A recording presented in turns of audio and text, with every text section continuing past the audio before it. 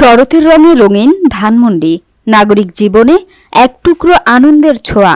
বিস্তারিত থাকছে ঢাকা থেকে শাকিল আল ফারুকীর প্রতিবেদনে। ঢাকার ব্যস্ত নগর জীবনের মাঝে ধানমন্ডি ৮ নম্বরে রবীন্দ্র সরোবর লেক পার্ক এখন পরিণত হয়েছে এক উৎসবমুখর প্রাঙ্গণে। শরৎ ঋতুকে বরণ করে নিতে শুরু হয়েছে শরৎ উৎসব ২০২৫, যা চলছে ৭ অক্টোবর থেকে ২০ অক্টোবর পর্যন্ত।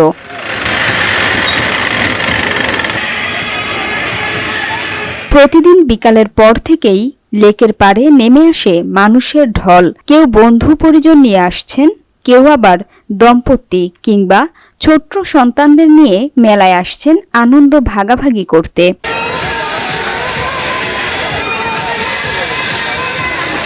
নাগরদোলা, খেলনা, খাবারের স্টল সব মিলিয়ে যেন এক রঙিন মেলা বসেছে লেকপাড়ে। শরতের হালকা বাতাসে ঘুরে বেড়ানো মানুষের মুখে হাসি, হাতে খাবারের পসরা। কেউ পিঠা পায়েসের স্বাদ নিচ্ছেন, কেউ বারবিকিউ, ফুচকা বা আইসক্রিমে মেতে উঠেছেন।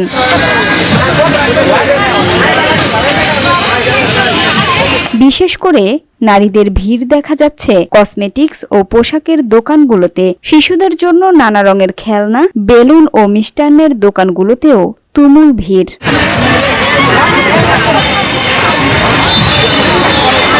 সন্ধ্যা নামতেই আলোকসজ্জায় ঝলমল করে ওঠে পুরো লেক এলাকা। ঝিলের পানিতে প্রতিফলিত আলো আর মানুষের হাসির শব্দ মিলেমিশে সৃষ্টি করে এক স্বপ্নীল আবহ।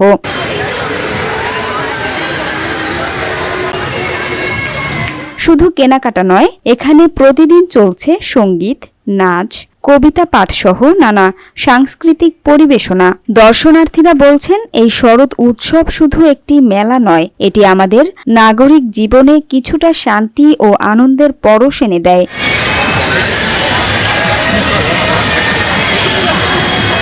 ধানমন্ডি ৮ নম্বর রবীন্দ্র সরোবর লেকের এই শরৎ উৎসব ২০২৫ এখন রাজধানীবাসীর কাছে এক মিলন মেলার নাম।